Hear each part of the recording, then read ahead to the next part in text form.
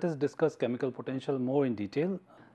For a pure substance, one can write del mu as minus S dt plus V dP. Now, these are in molar properties. Okay. Now, the question is that how do you connect chemical potential to more physically measurable quantities, right? And that is basically the challenge. Though Gibbs was the one who basically obtained thermodynamic solution to the phase equilibria by introducing chemical potential, but this is an abstract concept, right. So, what we are trying to do is to understand the issues with the chemical potential calculation. So, let us try to integrate this. If you integrate this, okay, I can write mu as Tp. This would be equal to mu at some reference temperature and pressure, because you have integrated, minus Tr to T S dt plus Pr to Pv dP. Okay. Now, R here is an arbitrary reference state. So, in principle, you can calculate this using thermodynamic expressions and volumetric data. We have shown this, that we should be able to calculate the changes in entropy if you can make use of Maxwell relations and so forth. So, in principle, you should be able to calculate thermodynamic expressions and volumetric data, but there is a issue of reference temperatures or reference conditions.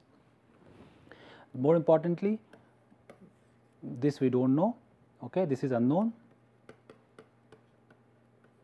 okay, and thus due to the need of an arbitrary reference or standard state, the successful application of this expression depends on the judicial choice of the reference. Okay, and that makes it difficult for practical applications. Okay, it is not a problem if you want to find out changes in the chemical potential, because this will cancel out. Okay, but for getting absolute, so that is not feasible with this kind of expressions. Okay. So, in order to express this chemical potential in more reasonable expressions, first Lewis considered the case of ideal gas. Okay. For the ideal gas, and if you consider the expression of del mu by del P for a pure system, this is nothing but molar volume, that is what we have derived earlier, and for an ideal gas this is RT by P. Okay.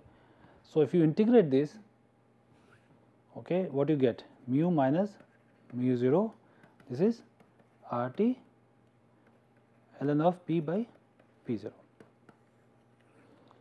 So, you can relate chemical potential difference to the changes in the pressure in the logarithmic value, okay.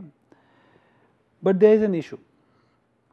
Okay. So, note here that what is mu 0? Mu 0 and P 0 are at this particular temperature. Okay. So, all the substances approaches an ideal gas behavior at very low pressure, okay, or very high temperature. So, if you consider a very low pressure, okay, then mu is, if pressure is tending 0, what is the value of mu?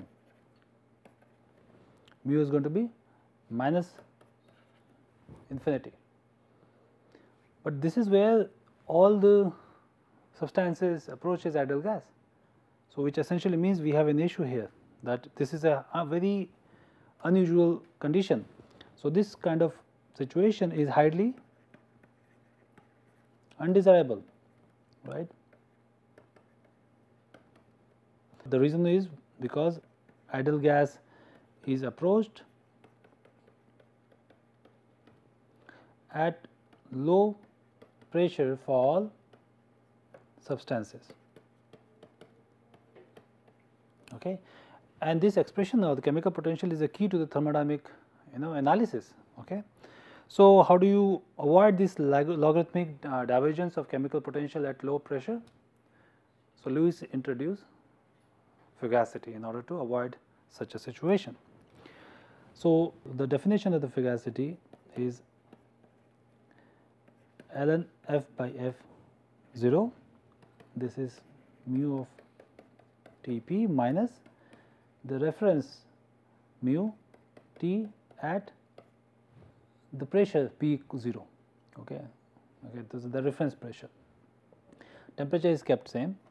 Usually this is taken as 1 bar. Okay. Note this is a ratio. So, this can be any arbitrary unit. Okay, but in practice people take this to be 1 bar. Okay. But fugacity is certainly not a pressure. Okay, it relates to the chemical potential. So, it is not an equivalent of pressure. The other thing which one should note is that since chemical potential depends on two intensive variable T and P, the fugacity also depends on T and P. Okay. Now, this mu 0 and F 0 are arbitrary again. Okay. But are they independent? The answer is no. Once you fix mu 0, the corresponding F 0 is fixed. Okay. Okay. The other thing is, unlike the chemical potential, F does not diverge. So, when you consider F 0 is equal to P 0, let us say is 1, okay, and if you compare this expression with the earlier expression mu 0, this expression, okay, when you consider F 0 is equal to P 0 is equal to 1 and you plug in here, you can show that, because that other expression is for ideal gas. So, this is for ideal gas, right. Okay. For an ideal gas, F 0 is equal to P 0 is equal to 1 as a reference would mean that Fig by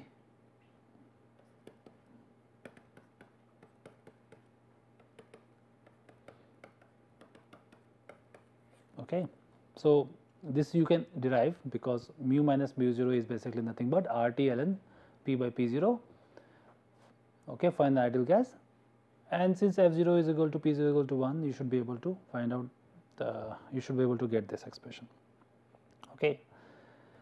Now, the other thing is sometimes we also defined terms like an auxiliary quantity F by P, okay, and for gas F by P or phi tends to 1 as P tends to 1. So, when you choose, of course, F 0 P 0 is equal to 1. Okay. So, let me further continue with this fugacity expression. Let me go back to the definition of or the relation of the partial derivative of mu with respect to P, which is related to V. Okay. Now, with this definition is irrespective of whether the fluid is ideal or not. Okay. But the relation of the chemical potential to pressure in this form depends on whether the fluid is ideal gas or in other words, this holds for ideal gas. So, we again go back to this expression del mu by del P at constant V, okay, and this mu we know now with respect to fugacity. So, we have this relation mu minus mu 0 is equal to RT ln F for a constant temperature. Okay, this can be now written as RT del N F by del P at constant T, or in other word mu 2 minus mu 1 is RT ln F2 by F1. Okay, this is nothing but because you are integrating with respect to pressure. So, this is nothing but dP P1 to P2. Okay.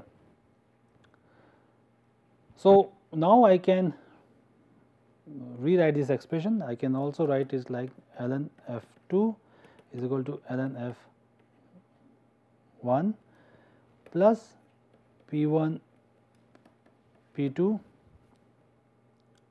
V by RT dP. Okay. Right now, this is basically a generic expression. Okay.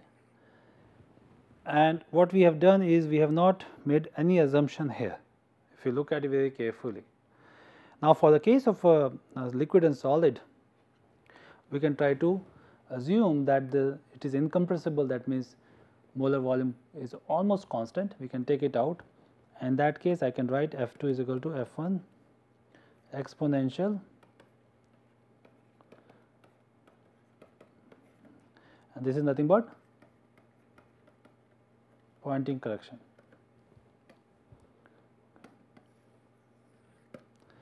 Okay, so in other words, I should be able to calculate the fugacity,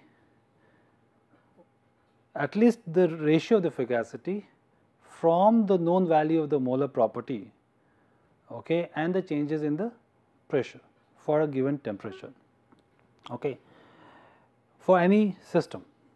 So, let me just do a very simple example why we can simply consider in this way and not necessarily integrate it. So, there are two equations, right.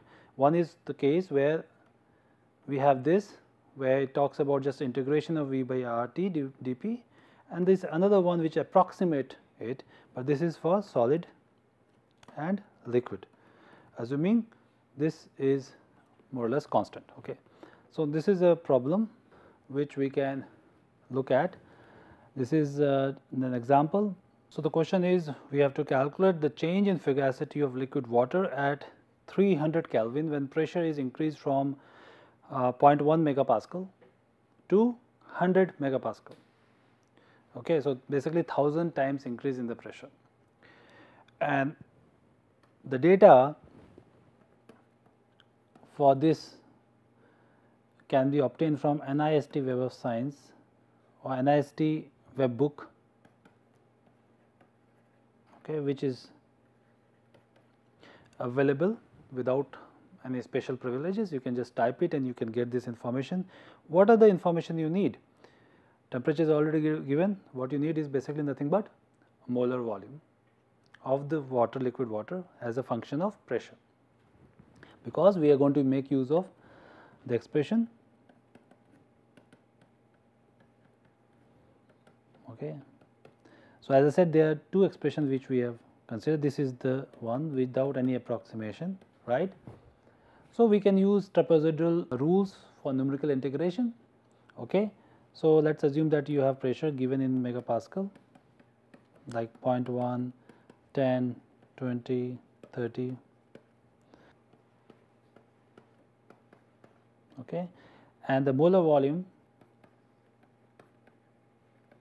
is given as 1.81 into 10 to the power minus 5, 1.80 into 10 to the power minus 5, 0.79,